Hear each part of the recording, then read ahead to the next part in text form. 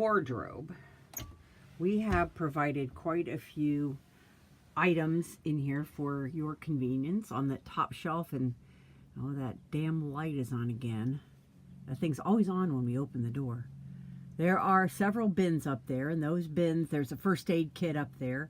There are flashlights, power cords, power strips, umbrellas. There's actually a Leatherman tool in this box right here. There is screwdrivers, duct tape. So there's a tablecloth clips. And so, yes, we have left these bins up here, but they have essential things that you might find that you need. And this way, you don't have to pack everything in the kitchen sink. So as we work our way down in the wardrobe, we only hang a few bits of clothing in here. We actually have these are extra power, because one of the things, if you decide to do some boondocking, you need more power than your house battery can provide. I actually started a car with this little mini inverter right here.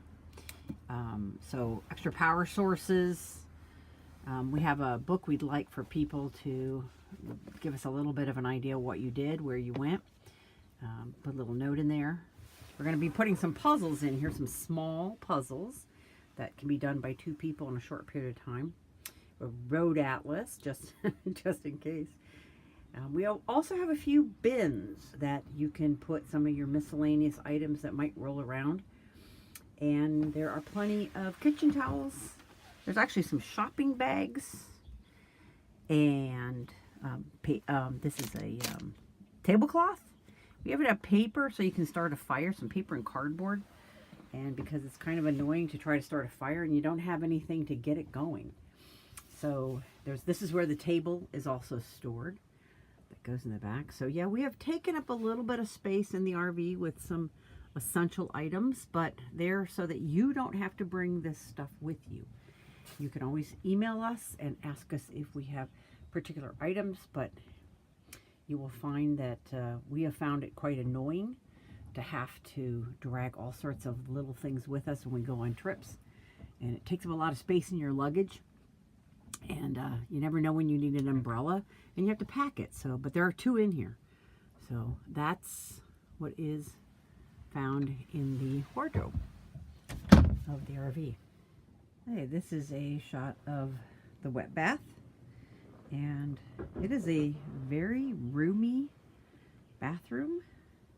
Out of our neighbor's house there, across the street. It is large enough that it is very easy to step inside of this, close the door, have privacy. It is not real squishy in here. You would also use this for taking a shower. If you were going to take a shower, you would. Watch out, don't want to make you too dizzy, but there is a shower curtain in here, and you would take the shower curtain and pull it along the track. Run it completely. We'll just go ahead and we'll do that. Okay, so right now I'm in the wet bath, and I have drawn the curtain across. There is a curtain that runs along a track, and most people don't use the wet bath unless they really have to. You don't want to. We don't have a million gallons of water, but you can take a shower in here. And I already have the curtain drawn. Once you draw it up, you do Velcro it against the wall here. There are a couple of little points, and then when you're done, simply un-Velcro it. And let's see if we can slide the curtain back. We did have to add this curtain because they no longer have a curtain available for this model. And so we had to find some rollers and attach a shower curtain, customize it to fit inside here. And then what I normally do is I'm going to roll this up, and then it also straps in. But when you're in the wet bath, there is a towel bar. We've also put another bar up in here so that you can hang towels. And that brings me to why your towels don't match.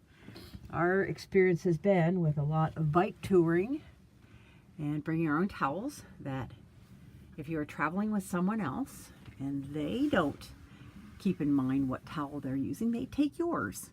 And so by having different colors of towels, you will know what's your towel and what your partner's towel looks like, and you're less likely to use each other's towels. So that's why the towels don't match. So as we're in the wet bath, there is a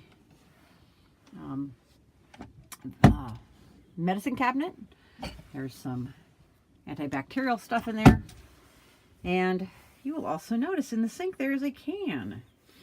And this can is in here for a very specific reason. It has a plastic bag in it. That's the plastic bag that I showed you before in the kitchen. And a very delicate subject, but if you put toilet paper in your Blackwater tank, you cause it to clog up more. And so a lot of people who RV in small vehicles and boats never put toilet paper in their tank because it can clog the sensors, and that's why a lot of sensors don't read very well. And so it is a better practice to put your toilet paper in your garbage can. And so instead of putting it in your garbage can, which, you know, then you have toilet paper in your garbage can that's in your living area, I found this can, have a plastic bag in it. You can put your toilet paper in it, and then every once in a while take the plastic bag and throw it away. So the other brings us to another kind of touchy issue of what do you do in in this thing over here, the toilet. So it is strongly suggested that you keep your business to number one and do the other in some sort of other facility. Once again, it keeps Blackwater tanks in better shape, and when you do mix the two, that's often where a lot of your odors come from. If you YouTube, there's a lot of discussion about Blackwater tanks and how to take care of them. And it really kind of boils down to its composting toilets, and I could go on and on. But if you keep it to, instead of solid waste, only to liquid, you will, it's a lot easier, and it just is better for the tank. So you will also find in here, so enough of that, I guess. You'll also find in here, we will provide you with ample toilet paper. Speaking of toilet paper, there is also hand soap. There is also the chemical that's in the back here, that chemical right there. The Blackwater tank is emptied. We always put, there's a bucket in here. As you can see, there's a bucket right there. We take that bucket and we fill it with 1 or 2 buckets of water, and then we put the chemical in there.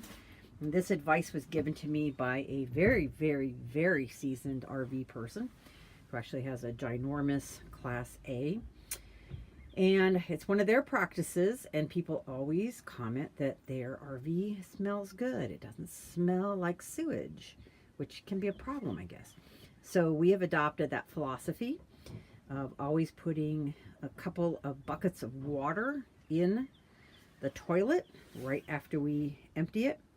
And then that's when we drop the pellet in there. And we so far have had no odors whatsoever. So in the drawers, you will also find cleaning supplies. If you need to, there's some Febreze. There is more RV toilet stuff in the back. Cleaning wipes. You're in a small environment, you may find it necessary to wipe stuff down. There is ample toilet paper, like I said, in there. That is marine grade toilet paper. And in the drawers, you will also find more stuff for antibacterial stuff, more toilet stuff. It's a critical issue when you're RVing. And down below, this is a curtain for the window when you're taking a shower. So the curtains do close. This window is a very, very dark window. And so at nighttime, when you're in here, you really can't even see through this window. But a shade will give you that privacy if you so desire it, and also that little curtain, that little waterproof curtain, put across the window there to protect the curtain from getting wet. And so there's the hose that you use for taking a shower. We have never taken a shower in any RV, and we always say it's just the two of us, and we can stand each other, Scotty and I. So that's the wet bath. So a little bit about the house systems. The microwave, in order to use it, you really need to have shore power. Otherwise, there's just not enough power to make the microwave work. The refrigerator, it will know where it's at, but you do need to make sure before you pick the coach up, we will make sure that the refrigerator is on for you. And then from that point, the refrigerator will actually switch back and forth. It pretty much knows when it is running on battery. It knows when it's running on shore power, and it knows when it's running on propane. So it will do what it needs to do for you. When you stop and put more propane in your tanks, in theory, you are supposed to, for safety, you're supposed to turn your refrigerator off, and then you're going to need to remember to turn your refrigerator back on again. In the refrigerator itself, it's got a locking door. In the refrigerator itself, there's quite ample in its storage space, and actually does a very nice job. Some people complain that they don't cool very well. We've never experienced that, but then again, we do not camp when it's 100 degrees out, and we will make sure that we provide for you ice trays, and those ice trays will have been run through our dishwasher before you get them. And so plenty of room in the refrigerator. You also are going to have the gas stove does need to be ignited with a lighter, and the lighters are included there in the drawer. And when you are using the water, you do need to have on the water pump. And I'm going to take us over to the panel here, and a water pump switch is not right there. It is right there. Sorry about that. Water pump is right there. And you need to have the water pump on. And normally you always have it off when you're driving, and you turn it on when you're in camp.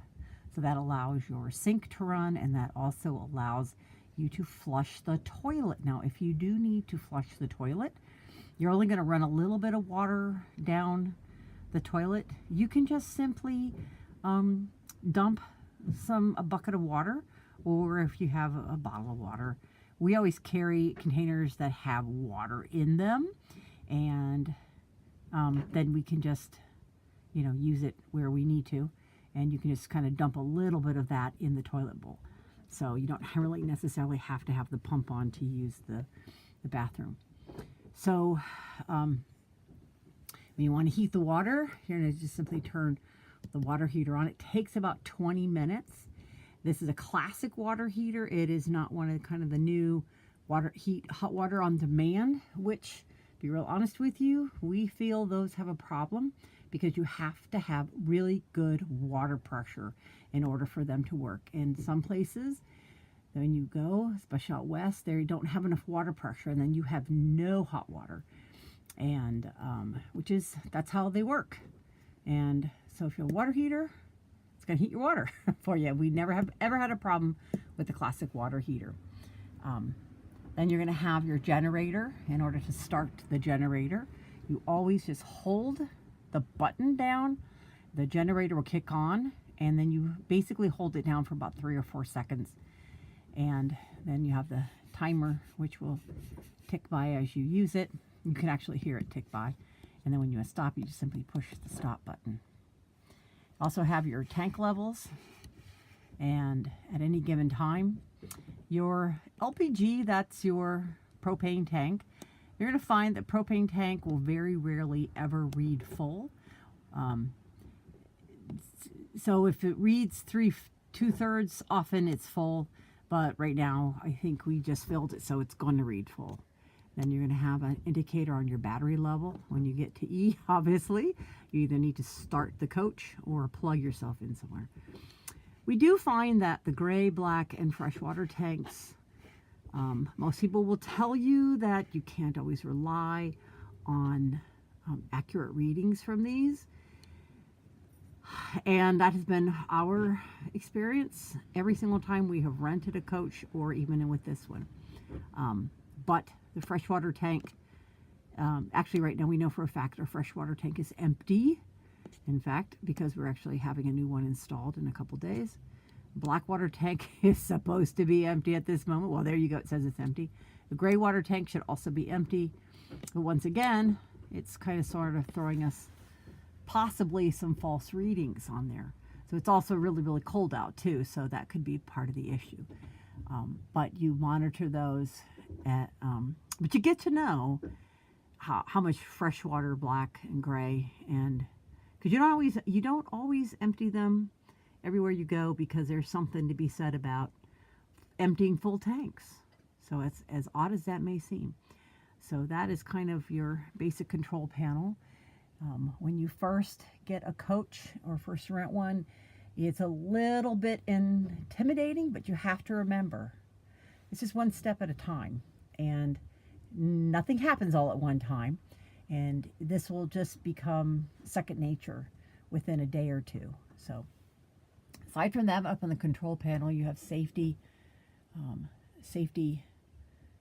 panel that tells you when your batteries are low, or when you have CO2 indicator. I always say that wrong. It's not CO2, it's carbon monoxide indicator, and hopefully that will never go off on you. So that is a little bit of a tour of the controls inside of the coach. The only other thing is in the bathroom. There is a lever on the toilet that you push, and you let a little water, and that pumps the water so it clears out the bowl, kind of puts a little water in the bowl. Other than that, it's pretty simple to operate the inside of a coach. Okay, we're going to take a few minutes and tell you a little bit about how to use the radio in the little house on wheels. We put a new radio in here because the other one, as we kind of joked around, we said it was in French and we couldn't figure out how it worked, which was true. But it also had a bad antenna, and we had a very difficult time receiving any radio stations in it anyways. So he decided to replace it with a new contemporary radio. So Scott, can you tell us a little bit about how to operate the radio? Well, the first button is the on-off button, SRC, up here in the corner, and I haven't turned the display on. I'm not sure if it comes on automatically here or not. Yes, it does. Press it once, your display comes on. Press and hold, you can turn the radio off. You could have the display on anyway. Little tiny display button here, and it has a clock on there even if the radio's off. Turn the radio on, one press of SRC. Right now it's looking for auxiliary in, which we don't have anything hooked up for. To cycle through those, press SRC just one time, do not hold it. Looking for Bluetooth audio, nothing's hooked there. Now it's going to radio.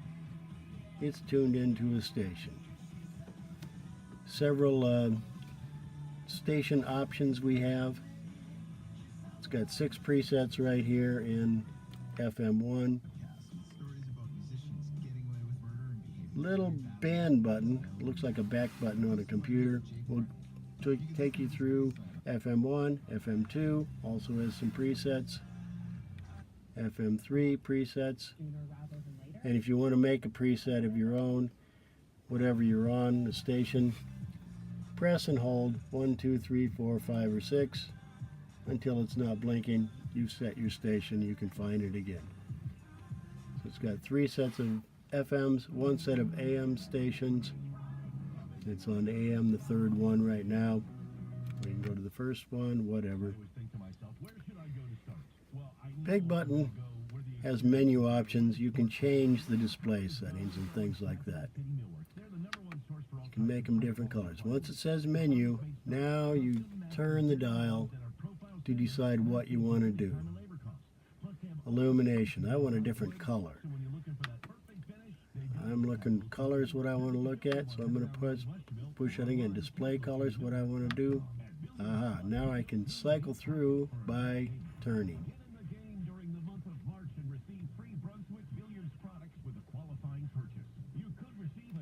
Scan will cycle through all the colors that there are, just all the time. I like this orange color. I'm going to select it. Once I've selected something off the menu displays, the band button, the little back button, push it several times, takes you back to your radio. Now it's going to keep the settings that you decided to input there. Manually track or tune a radio, little tracking buttons here. Forward, it'll find another station, or backward. If you find one you like, you can set as a preset, hold the button. If you put a CD in the CD slot, it'll start the CD automatically, and then CD will be one of the options on this display list here through your apps and your auxiliary and things like that. If you don't have a CD in, it won't show CD here. What's this? That looks like an auxiliary port for your USB input. Oh, And okay.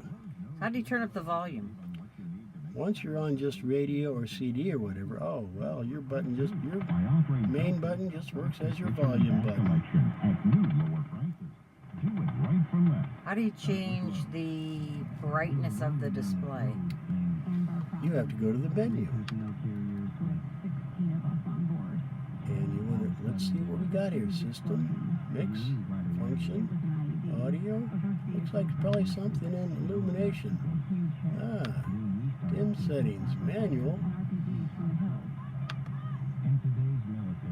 Brightness, there it is.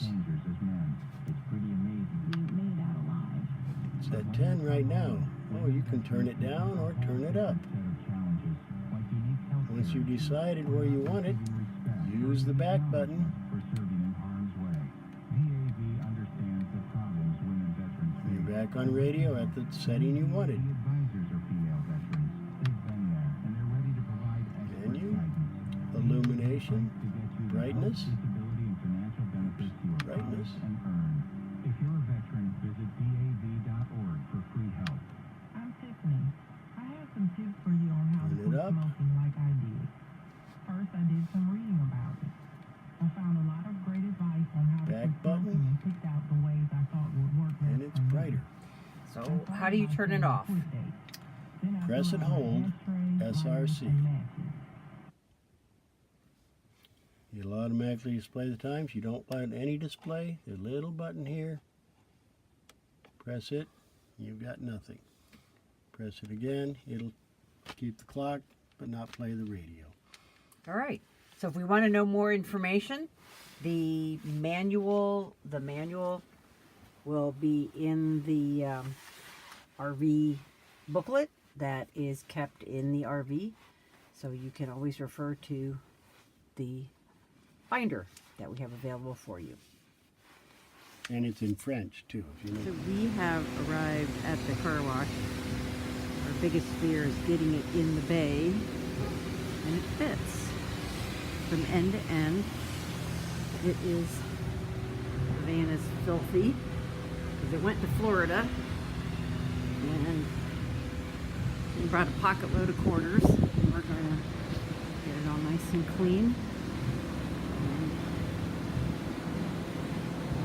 make it look presentable. A little thing that Scott came up with, and this is a great little idea that he had. Right here, this is the plug that is right next to, it's in the galley, right underneath the sink, kind of. This is where we plug the coffee pot into. And this little light is right here. This is actually a little light. And we always know when shore power is working, when we're plugged in, because that light goes on. And so it's our quick indicator of whether we have proper shore power or not. And obviously you can see right now it's off because we are not plugged into anything.